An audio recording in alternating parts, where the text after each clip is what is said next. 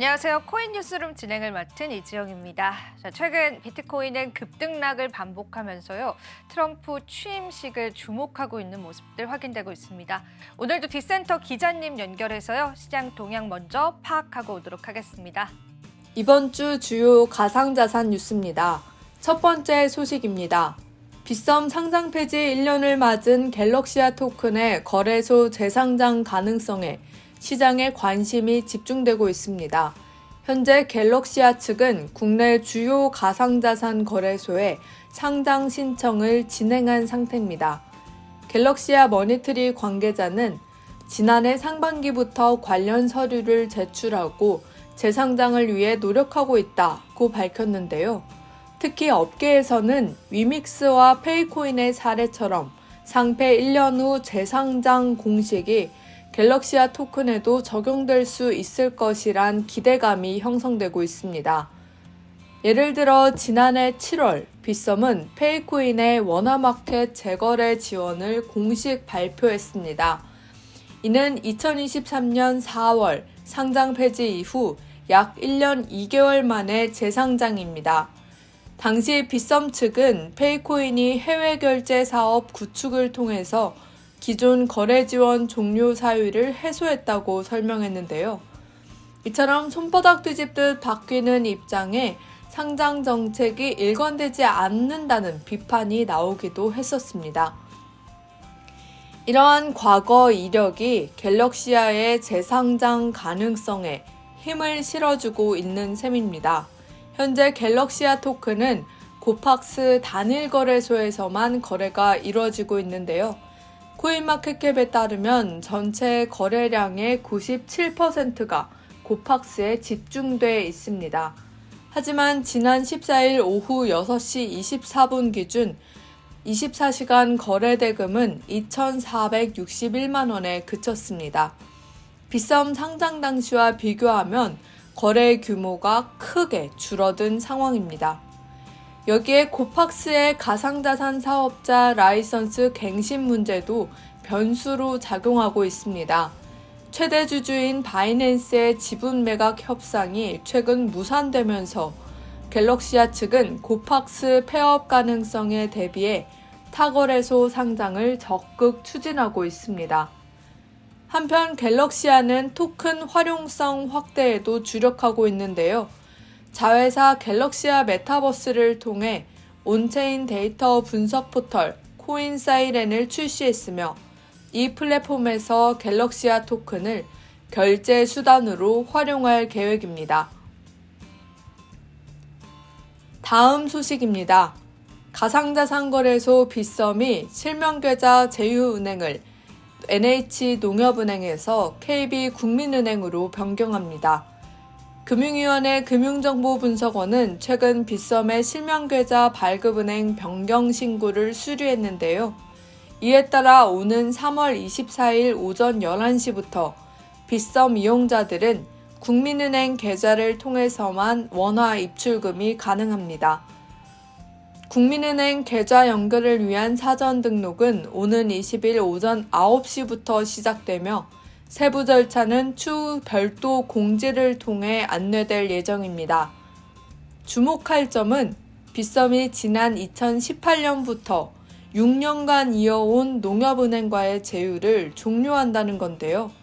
업계에서는 고령층 선호도가 높은 농협은행과의 제휴가 시장 점유율 확대에 한계로 작용했다는 분석이 나오고 있습니다.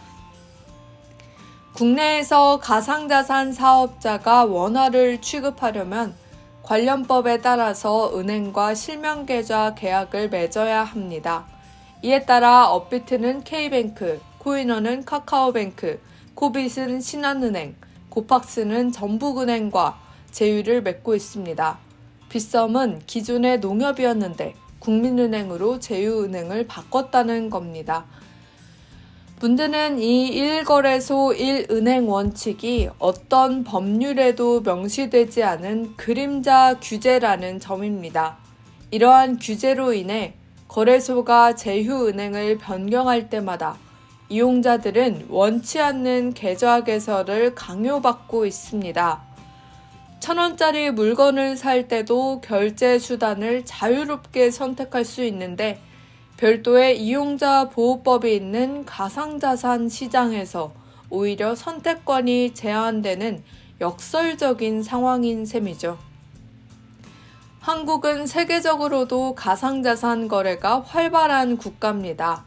업계에서는 건전한 시장 성장과 이용자 보호를 위해서 이러한 그림자 규제 해소가 필요하다는 목소리가 높아지고 있습니다. 다음 소식입니다.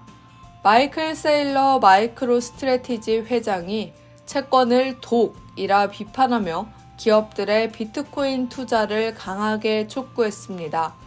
블룸버그에 따르면 최근 세일러 회장은 미국 올란도 ICR 컨퍼런스에서 마이크로 스트래티지가 2020년 비트코인 투자를 시작한 이후 채권 수익률은 하락한 반면 비트코인은 상승세를 보였다면서 전통 채권 대비 비트코인 투자의 우위를 강조했습니다.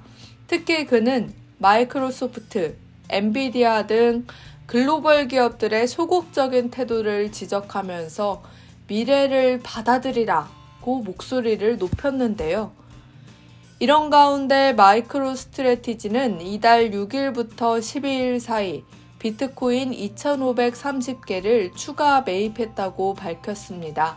평균 매입가는 95,972달러로 총 매입 금액은 약 3,570억 원에 달합니다. 이번 매입으로 마이크로 스트래티지의 비트코인 보유량은 45만 개를 넘어섰는데요. 이는 전체 비트코인 공급량의 2%를 웃도는 규모입니다. 이처럼 최근 미국에서는 주요 기관 투자가의 비트코인 매입이 활발해지고 있습니다. 주목할 만한 점은 트럼프 미국 대통령 당선인의 차기 재무장관으로 지명된 스콧 베센트 전 소로스 펀드 수석 투자자 역시 비트코인 ETF를 보유하고 있는 것으로 확인됐다는 점입니다. 최근 뉴욕타임즈에 따르면 베센트 지명자는 약 1조 원 규모의 자산 포트폴리오를 보유하고 있고 재무장관 인준을 앞두고 이해상충 방지를 위해서 비트코인 ETF를 포함한 투자 자산을 전량 매각하기로 했습니다. 트럼프 당선인의 경제팀은 차기 행정부가 가상자산에 대해 포용적 정책을 펼칠 것이라면서 베센트 지명자가 이를 주도할 것이라고 밝혔는데요. 업계에서는 월가의 거물급 투자자인 베센트의 재무장관 지명이 미국의 가상자산 정책에 긍정적 영향을 미칠 것으로 전망하고 있습니다. 트럼프 2기 행정부에 대한 기대감이 높아지면서 비트코인 투자는 더욱 활발해질 것으로 전망됩니다. 가상자산 분석 기업 메사리는 최근 보고서를 통해 2025년에는 규제의 명확성이 강화될 것으로 내다봤습니다. 특히 미국 의회의 스테이블 코인 법안 제정 가능성과 함께 트럼프 행정부의 공약 이행 시 가상자산 산업이 수혜를 입을 것이라고 분석했습니다.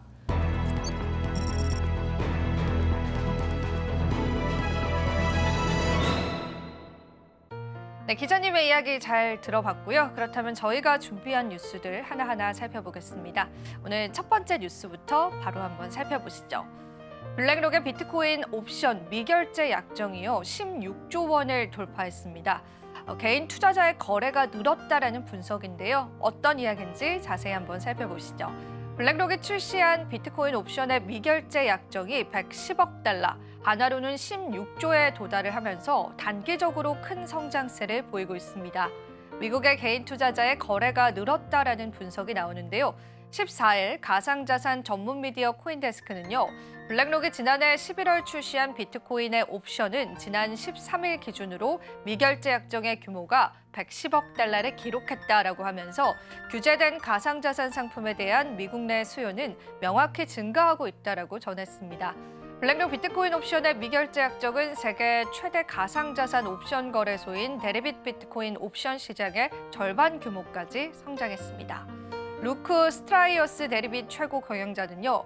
블랙록의 비트코인 옵션은 주로 미국의 소매 투자자들에 의해서 거래되고 있다고 하면서 블랙록 옵션이 활성화된 것은 대리빚에 부정적인 영향을 미치지 않는다. 오히려 리스크를 완화하는 전략을 촉진하는 등 긍정적인 효과를 가져왔다라고 분석하기도 했습니다. 스트라이어스는 블랙록의 비트코인 옵션 거래는 주로 단기 옵션에 집중돼 있다라고 이야기하면서요. 가격 프리미엄이 낮은 계약의 수요가 높다라고 분석하기도 했습니다. 블랙록의 비트코인 옵션은요, 미국 내 단기 투자자 그리고 변동성 트레이더 등이 해지 전략을 위해서 사용하는 경우가 많다라는 설명입니다. 이 매체는요, 미국 내 투자자들에겐 비트코인과 이더리움 옵션 플랫폼이 부재했는데 블랙록은 이 공백을 메우는 데 성공하고 있다라고 덧붙이기도 했습니다. 한편 이 미결제 약정이라는 건요, 파생 상품 시장에서 트레이더들이 청산하지 않은 포지션의 계약수를 이야기합니다. 미결제 약정의 규모가 늘어난다는 것은요, 시장으로 자금이 유입되고 있다는 의미인데요. 일반적으로 미결제 약정이 증가할수록 코인 가격의 변동성이 커질 가능성 역시도 높아집니다. 자, 그럼 두 번째 이슈도 바로 한번 살펴보시죠. 공무원의 가상자산 거래가 막힌다라는 소식인데요. 정부 측에서는 행동 강령 개정을 추진했습니다. 자, 공직자의 가상자산 거래가 제한됩니다. 공직사회의 부패 방지 시스템을 고도화하기 위한 조치인데요. 국민권익위원회는요, 14일 이 같은 내용이 담긴 2025년 주요 업무 추진 계획을 발표했습니다. 구체적으로 권익위는요, 공직자 행동 강력에 규정된 직무 관련 정보를 이용한 거래 등의 제한 대상에 가상자산을 추가했습니다. 공직자가 직무상 취득한 정보를 활용해서 가상자산에 투자할 수 없게 된다는 의미인데요. 권익위는 올해 이해충돌 방지법 시행 3주년을 맞아서 해당 법령도 정비할 방침입니다. 권익위 관계자는 경각심을 제고하는 등 반부패 법령의 실효성을 제고할 것이다라고 이야기하기도 했습니다. 유철환 권익위 위원장은 국민의 어려움을 유발하는 구조적인 요인은 제도 개선을 통해서 근본적으로 해소하고 부패와 불공정에는 엄정하게 대응할 것이다라고 이야기하기도 했습니다. 얼마 전 가상자산위원회 회의가 출범이 되고 관련한 내용들을 다루기도 했었는데요. 실제로 우리가 기대했던 건 법인 계좌의 암호화폐 거래 허용이었습니다. 하지만 결과를 놓고 봤을 때 아직까지 법인 거래 허용은 이루어지지 않을 것으로 보이고요. 계속되는 이제 법적인 개정들이 일어나고 있는데 그게 우리 암호화폐 시장에 긍정적인 영향을 미칠지 또 부정적인 영향을 미칠지는요. 계속 팩트 체크를 해보셔야 될 것 같습니다. 관련한 내용 계속 전해드리도록 하겠습니다.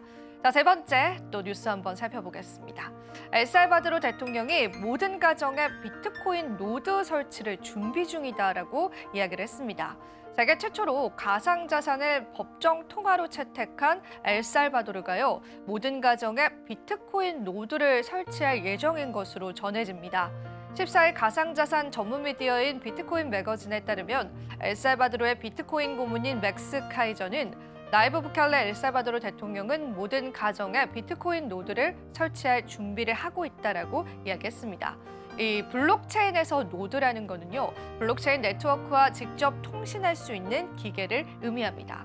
이제 법정화폐를 넘어서 블록체인을 보다 용이하게 사용할 수 있도록 노드 사용까지 촉진한다라고 하니까요, 엘살바도르의 비트코인 사랑은 계속되고 있다라고 보여집니다. 특히나 엘살바도르는 비트코인 매입도 계속 이어오고 있는 국가 중에 하나입니다. 아마도 세계 최초로 비축적인 전략 자산으로 비트코인을 채택한 나라가 되었기 때문에요. 비트코인으로 인해서 유명해진 나라이기도 합니다.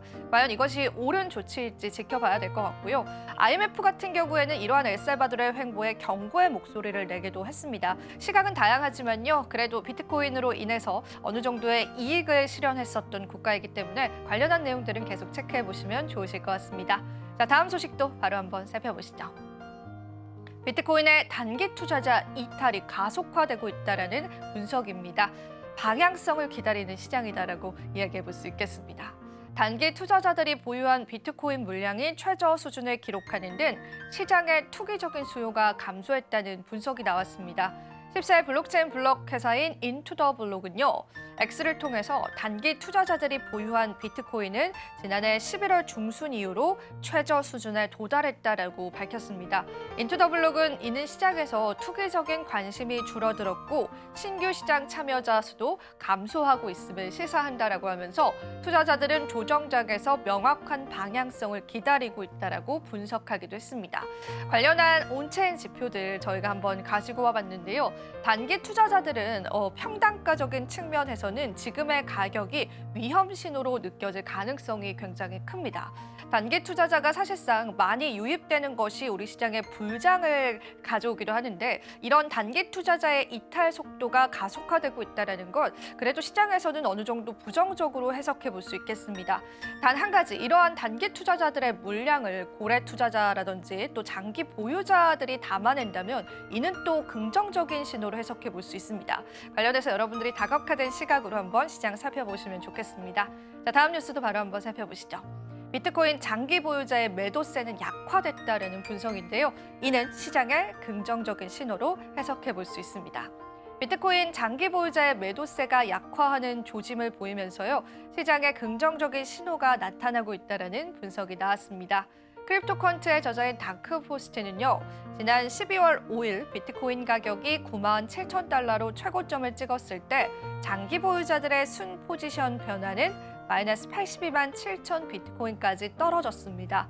하지만 현재는 24만 6천 비트코인으로 회복이 됐고요. 이는 지난 한 달간 장기 보유자들의 매도 압력이 3분의 1 수준으로 줄어들었다는 뜻입니다. 이어 저자는요. 장기 보유자의 매도 압력 약화는 전반적인 시장의 긍정적인 신호다라고 이야기를 했고요. 다만 시장이 완전한 강세로 전환이 되려면 장기 보유자들의 순 포지션 변화가 다시 축적 단계로 돌아가는 모습을 보여야 한다라고 덧붙이기도 했습니다. 관련한 재료들 같이 한번 보실 수 있을 텐데요. 일단은 매도 물량이 축소했다라는 부분에서 시장의 긍정적인 영향으로 풀이가 되고 있습니다. 하지만 이 매도 물량이 다시금 매수로 전환되는 시점이 중요할 것 같고요. 장기 보유자들은 오랜 시간 또 시장을 지켜봐왔던 투자자들이기 때문에요. 이들의 심리는 시장 방향성을 결정하는 데 굉장히 중요하기도 합니다. 온체인 지표는 우리가 꾸준히 들여다볼 필요가 있어서 제가 코인뉴스룸 통해서요. 계속되는 또 정보들 여러분들과 공유를 해드리도록 하겠습니다. 자, 다음 소식도 바로 한번 살펴보시죠.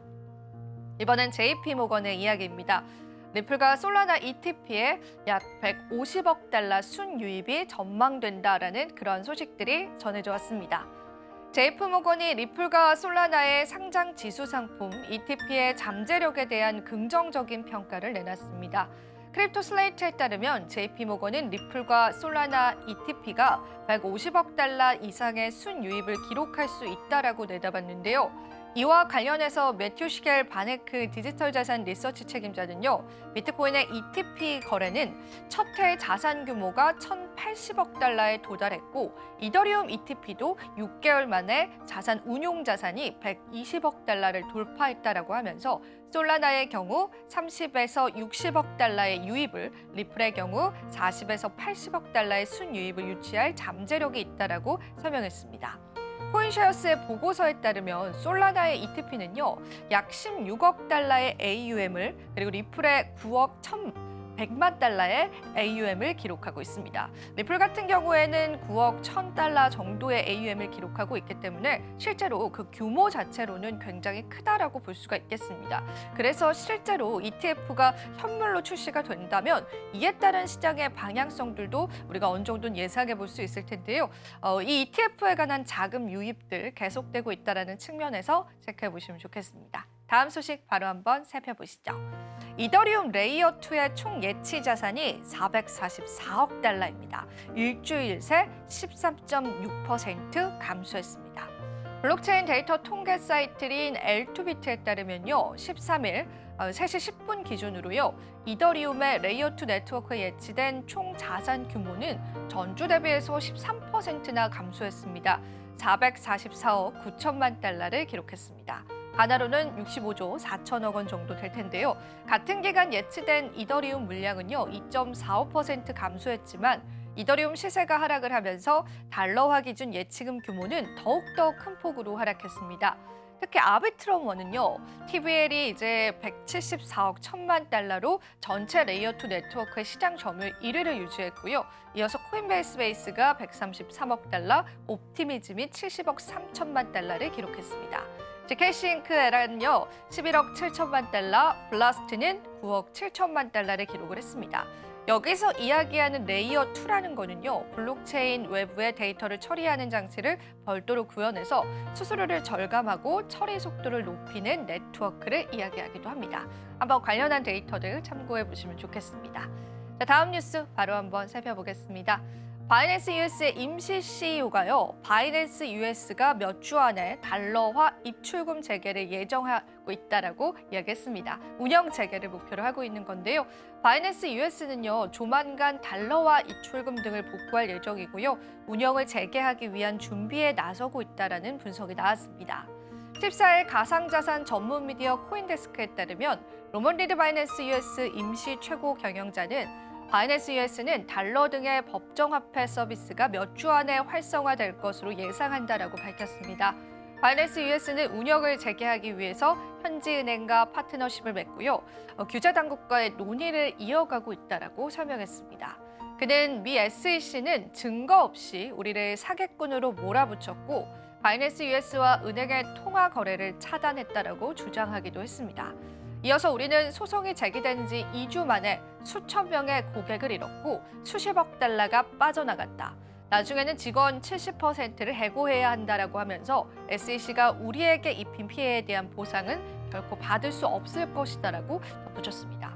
실제로 조 바이든 행정부 때 SEC가 바이낸스 US를 공개적으로 공격하기도 했습니다. 그에 따라서 바이낸스의 CEO가 사임을 하면서 새로운 CEO가 다시금 들어오는 사태까지도 벌어졌었죠. 하지만 이제는 트럼프 행정부가 들어오면서요, 바이낸스 US에 관한 규제들도 어느 정도는 좀 완화되지 않을까라는 그러한 인식들이 시장에 나오고 있습니다. 그래서 또 바이낸스 US 측에서는 하루빨리 다시금 운영을 재개하기 위해서 노력을 기울이고 있다는 분석들 나오고요. 미국 내에서 바이낸스의 운명 과연 어떻게 결정지어질지 우리가 좀 지켜볼 필요가 있을 것 같고요. 실제로 많은 점유율을 뺏겼던 바이낸스 US의 입장에서는 어쩌면 또 트럼프 행정부가 다시금 도래하는 이 시기가 기회가 되지 않을까 싶습니다. 관련한 내용들 계속 들여다보시면 좋겠습니다. 자, 마지막 뉴스 바로 한번 살펴보시죠. FTX 알라메다가 약 18.2만 솔라나 언스테이킹을 했다라는 소식입니다. 3,235만 달러 상당이다라고 하는데요. FTX와 알라메다 리서치가 오늘 오전 또 3,200만 달러가 넘는 솔라나를 언스테이킹해서 여러 개의 주소로 이체한 사실이 드러났습니다. 현지 시간으로 14일이었습니다. 엠버시에는요, 자신의 X를 통해서 FTX 및 알라메다 리서치의 솔라나 스테이킹 주소가 18만 2,421 솔라나를 언스테이킹한 후에요, 이를 20만 개의 주소로 나눠서 이체했다라고 전하기도 했습니다.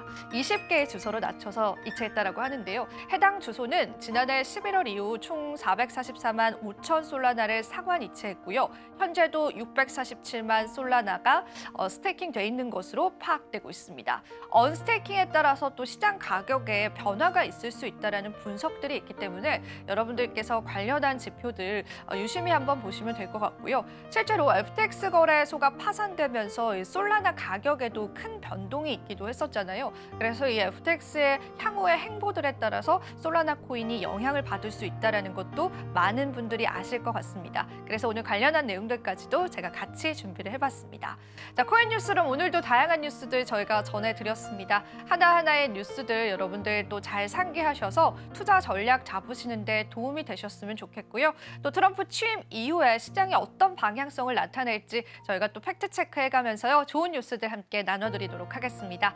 자, 오늘의 코인 뉴스룸은요, 여기서 인사드려 보도록 하겠습니다. 오늘도 또 시청해주신 여러분들께 감사 인사 드리면서요, 저는 물러가 보도록 할게요. 시청해주신 여러분 고맙습니다.